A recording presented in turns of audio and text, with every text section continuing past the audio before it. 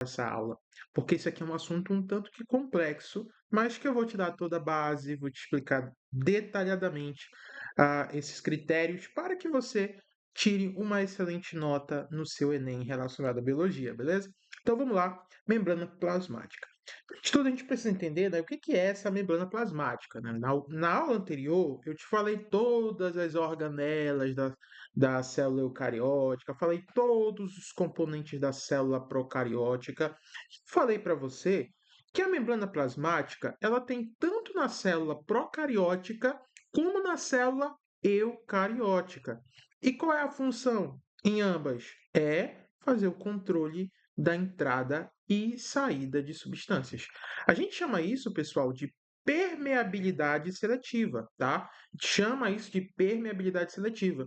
É quando uma substância controla aquilo que entra e o que sai. Como assim aquilo que entra e o que sai, gente? Bom, pensa que você tem as suas células, eu tenho as minhas, todos nós temos as nossas, e essas células elas precisam que entre substâncias químicas, sais minerais, proteínas, carboidratos e assim sucessivamente. Só que não pode entrar essas substâncias de qualquer forma e muito menos sair de qualquer forma. Então, quem é que vai controlar isso? A membrana plasmática por meio da permeabilidade seletiva, ok?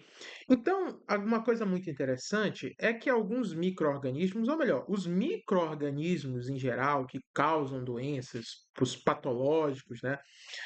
Patológico vem da palavra patologia, que é o estudo da doença, eles eles precisam entrar dentro da célula para poder causar aí para poder se multiplicar, principalmente vírus que faz isso, para poder se multiplicar, enfim. Então eles enganam a membrana plasmática, eles têm uma maneira de entrar e a membrana plasmática é enganada, eles entram. Só para vocês terem noção o quão é perigoso um vírus, tá? A gente vai ter uma aula só sobre isso. Ok? Então, pessoal, a permeabilidade seletiva. E aí ela vai separar do meio intra do meio extracelular. Como assim? Significa que a membrana plasmática ela separa aquilo que está dentro da célula, intra, o citoplasma, daquilo que é extra, daquilo que está fora da célula. Tá? Então, se a membrana plasmática ela se romper por algum problema, então tudo aquilo que está dentro da célula vai para o lado de fora. Vai causar uma bagunça lá, vai ter que ser feita uma limpeza e eu vou até te mostrar como pode ser feita essa limpeza. Daqui a pouco eu te mostro. Ok? Então, a permeabilidade seletiva e separa o meio intra do meio extra. E ela é um modelo mosaico fluido. Então, a membrana plasmática ela é fluida, ela não é uma coisa rígida. Ela é totalmente fluida, beleza?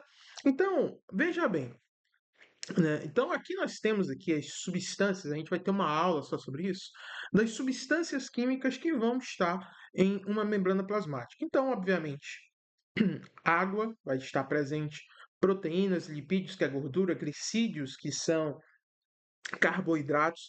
Ácido nucleico isso é uma outra situação, mas não está na membrana plasmática. Mas principalmente na membrana plasmática, pessoal, vai ter aí proteína, vai ter lipídio e vai ter os carboidratos na sua composição. E aí você pergunta, por que, professor? Bom, vamos analisar aqui a estrutura da membrana plasmática. A membrana plasmática é isso aqui, ok? E aí você vê aí um monte de bolinha, parece uns pelinhos na parte de dentro, uns monte de antenas na parte de fora, esse negócio aqui estranho. O que que é isso aqui? Tá? Eu vou te falar primeiramente do lado químico do negócio, ok? Pessoal, isso aqui, ó, essas substâncias aqui, tudo isso aqui, ó, são proteínas e carboidratos. Então, por exemplo, isso aqui é uma proteína de transporte, é uma glicoproteína. Olha só. Tá vendo essa bolinha aqui azul? Ó? É o meu mouse aqui, ó. Imagine que isso aqui é um, sei lá, é um potássio. Imagina. Esse potássio, ele está querendo entrar na célula. Só que ele não consegue entrar direto aqui, ó. Ele não consegue. Ele não consegue, ele fica barrado aqui. E aí o que acontece? Ele vai se comunicar com a membrana plasmática, então ele vai se conectar a essas antenas, que a gente chama de receptores, daí vai tentar se comunicar ali com eles. Oi, tudo bem? Eu quero entrar e tudo mais, eu sou o potássio, preciso de ajuda.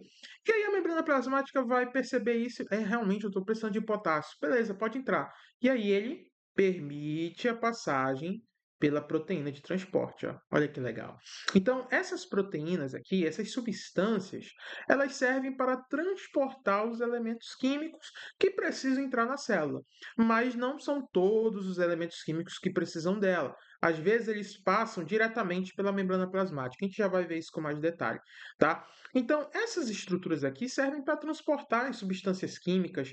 Esses glicídios, essas anteninhas que vocês estão vendo aqui, a gente chama de receptores, eles servem para se comunicar com o meio externo. Então, está querendo entrar as substâncias, eles precisam se comunicar com a membrana plasmática. Ei, eu quero entrar, não sei o quê. Tá me entendendo? Essas bolinhas aqui que vocês estão vendo aqui, porque parece ter um negócio que parece um pelo, né? Isso aqui é um grupo de fosfolipídio. É a união do fósforo com o lipídio. O que é lipídio? É gordura, tá? Gordura não necessariamente é uma coisa ruim. Depende muito da gordura, depende muito do lipídio, beleza? Então, é uma união entre o fósforo e o lipídio. A gente chama de fosfolipídio. Mas por que essa estrutura? Aqui para a próxima imagem.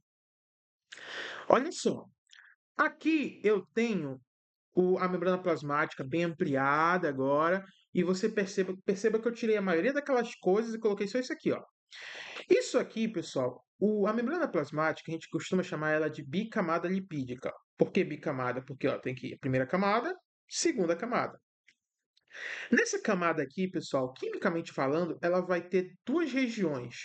Ela vai ter essa região aqui que lembra que é esférica, que você pode chamar de cabeça, e vai ter essa região aqui que parece um pelinho, tá? Vai lembrar tipo um pelo, algo do gênero. E aí ele tem aqui essa parte hidrofílica e a parte hidrofóbica. A parte hidrofílica, pessoal, significa que ela tem afinidade com água. Então, existe um lado da membrana plasmática, isso aqui é só química, tá? Existe um lado da membrana plasmática que ela tem afinidade com água. Enquanto que a região de dentro, essa região dos pelinhos, tá? Ela é uma região hidrofóbica, ou seja, ela não se dá bem com água. Por que isso é interessante? Pensa comigo. Qual é a função da água? É diluir, obviamente. É diluir.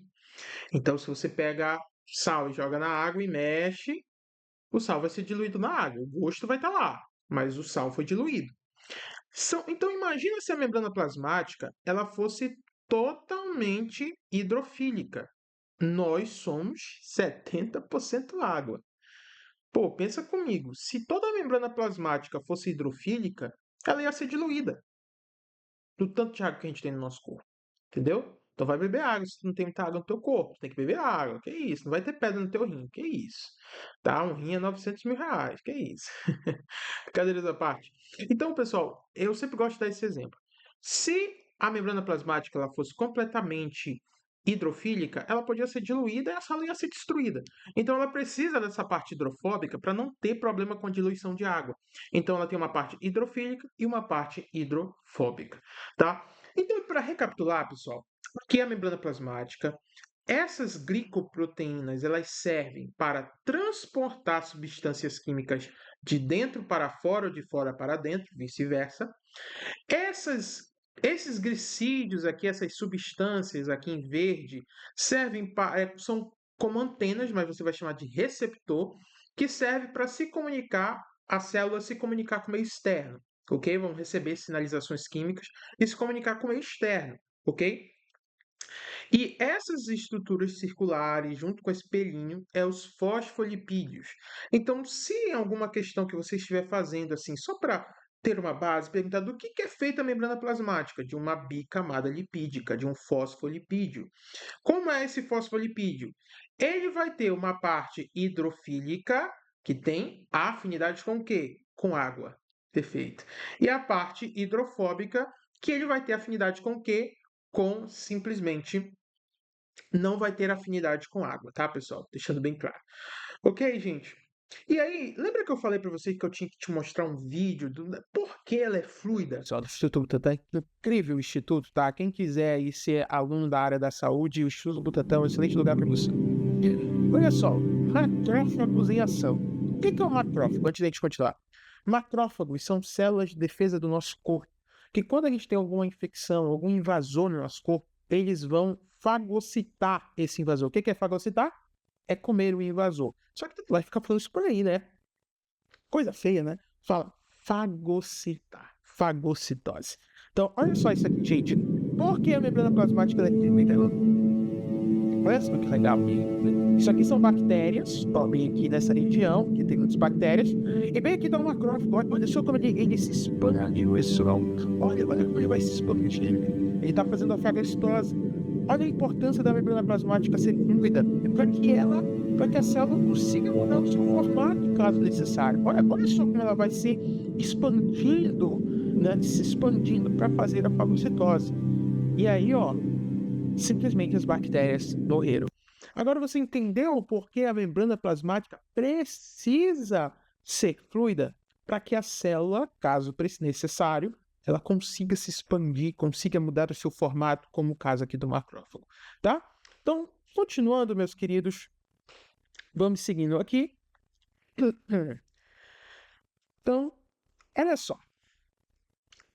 Vamos agora entender, né, como é esse transporte na membrana, né? E a gente precisa entender o seguinte. O que é um gradiente de concentração, tá? Você tem transportes que são a favor do gradiente de concentração e contra esse gradiente. Então, eu vou lhe dar um exemplo. Imagina que você comprou um ingresso para ir para um show. Não, um show, sei lá, deixa eu pensar aqui. Deixa eu pensar. O show do Carabao. Tu conseguiu um ingresso para isso, tá? Porque se você não é da região norte, Carabao é uma banda famosa aqui nessa região, tá? Você conseguiu ingresso para ir pro Carabao. Melhor, Vingadores do Brega. Isso, Vingadores do Brega. Você conseguiu um ingresso. Cara, lotado, cheio de gente demais. Você tá num meio muito concentrado de pessoas, né? Só que aí uma pessoa ali te abordou e falou, cara, eu não consigo mais continuar no show, preciso ir embora, eu tenho um ingresso para VIP, tu quer? Ele falou, tu quero, tu aceita. Aí tu pega, né, esse ingresso e entra na ala VIP, onde tem 10 pessoas, por exemplo. Então, tu foi de uma área mais concentrada de pessoas para uma área menos concentrada de pessoas, que é a área VIP. Ou seja, você foi a favor do gradiente de concentração. Você foi do meio mais concentrado para o meio menos concentrado. Você foi para onde tinha uma surrada de gente e agora tá ali, ó, na área VIP, de boa, curtindo, beleza? Tá ali, né, de boa, né? E tal. Então, o transporte na membrana, ele vai do meio mais concentrado para o meio menos concentrado, tá? Guarde esta informação, pelo amor de Jesus Cristo, beleza? E aí, pessoal, nós temos aqui o transporte passivo. O que é o transporte passivo? O transporte passivo é quando você não gasta energia do seu corpo para fazê-lo. Então, o primeiro tipo de transporte é a difusão simples. Não é a difusão simples. Lembra que eu te falei mais cedo que existem proteínas, glicoproteínas, que realizam o transporte de substâncias? Na difusão simples, você não precisa dessas proteínas. O elemento químico simplesmente passa pela membrana plasmática sem precisar de nada. Ele simplesmente passa do meio mais concentrado para o menos concentrado. Quer um exemplo? O sapo. O sapo, ele respira pela pele. Ele tem um pulmão, mas não é tão eficiente, então, para compensar, ele respira pela pele. Então, o oxigênio sai do meio mais concentrado, que é o ambiente, e entra no sapo, que é o meio menos concentrado, tá? Passa diretamente pela pele dele. Isso é uma difusão simples. Então, esse oxigênio não precisou de auxílio nenhum para poder entrar no sapo, entendeu? Então, difusão simples é simplesmente um transporte do meio mais concentrado para o menos concentrado, onde você não tem gasto de energia e o elemento químico não precisa de ajuda de nada, ele só passa pela membrana plasmática, beleza? E aí nós temos a difusão facilitada, que aqui o elemento químico ele já vai precisar de uma proteína de transporte, como se alguém precisasse de um ônibus, sabe? Então aqui, ó, mais o mesmo conceito, do mais concentrado para o menos concentrado. Então olha aqui, ó, mais concentrado, menos concentrado, ó. Perceba que aqui ele já usou uma proteína de transporte, ó, mesma coisa aqui. Tá, pessoal? Então a difusão simples sem proteína de transporte. Difusão facilitada com proteína de transporte. Então, é a mesma coisa de uma pessoa que andou a pé e de uma pessoa que andou de ônibus, ou de Uber, ou foi de carro próprio. Assim sucessivamente. Tudo bem? Tudo isso aqui é Transporte passivo, sem gasto de energia. E aí, pessoal, nós temos o transporte ativo. Então, o transporte passivo, ele não tem gasto de energia, o transporte ativo tem gasto de energia. Então, aqui é o transporte passivo, tá? Essa parte aqui você esqueça, que a gente já viu. Vamos ver aqui, ó, transporte ativo. Qual é a diferença? Primeiro, gasto de energia, ó, bem aqui está o sigla ATP, energia. E qual é a outra situação? É que, ao invés dele ir para o meio menos concentrado, ele vai para o mais. Então, imagina o seguinte, voltando lá para a parada do show, tava na área VIP, curtindo lá os Vingadores do Brega, eu vou, mamãe, eu vou para o sul do Pará, não sei o quê. Aí tu tá lá, curtindo de boa, aí te dá uma loucura. E o que que tu faz? Tu decide pular no meio da multidão. Pô, cara, olha a loucura da tua cabeça, tá na área VIP, coquetel, sabe? 10 pessoas só, aí, sei lá, tu enlouqueceu e tu quis pular na multidão. E tu pulou, cara, tu pulou no meio de 200 mil pessoas. Ou seja, tu foi do meio menos concentrado para o meio mais concentrado, tá? Tu simplesmente fez isso. Tu foi do menos concentrado para o mais concentrado, pessoal. Isso é transporte ativo. É quando o elemento químico ele tem uma necessidade de sair do meio menos concentrado para o meio mais concentrado. Beleza? Recapitulando. Menos concentrado para mais concentrado. Beleza? Então, o transporte ativo é isso, pessoal. Então, olha só. Aqui é a região mais concentrada e, mesmo assim, os elementos químicos estão indo para essa região. Tu saiu da área VIP de 10 pessoas e tu pulou numa galera de 200 mil pessoas. Tu foi para o mais concentrado, tá? Mas aí eu vou te dar um exemplo. Onde isso ocorre? A famosa bomba de sódio e potássio, tá? Pessoal, a bomba de sódio e potássio, ela é muito importante para o funcionamento do nosso cérebro. Porque é o seguinte, quando você tem alguma emoção, qualquer coisa que você sinta, acontece uma coisa chamada impulso nervoso. Esse impulso nervoso, pessoal, ele precisa de sódio e potássio. E para que esse sódio e potássio funcione, ele precisa da bomba de sódio e potássio, tá? E ele é contra o gradiente de concentração. Eles sempre vão para o mais concentrado. Olha só. Então, aqui, pessoal, lembrando, gasto de energia, tá? Então, olha só. Aqui eu tenho o sódio, aqui eu tenho o potássio. Então, ambos estão indo para as regiões mais concentradas. Então, o sódio, ele está saindo para a região mais concentrada. Enquanto que o potássio, ele está entrando para a região mais concentrada. Então, está saindo 3 sódios e entrando 2 potássios, ambos para regiões mais concentradas. E gastando, ó, ATP, gastando energia, tá? Beleza, pessoal? Então, essa é a bomba de sódio e potássio. Queridos, essa é a base do transporte na membrana, ok? Na nossa próxima aula, nós vamos ter uma aula só sobre osmose. Eu te aguardo lá.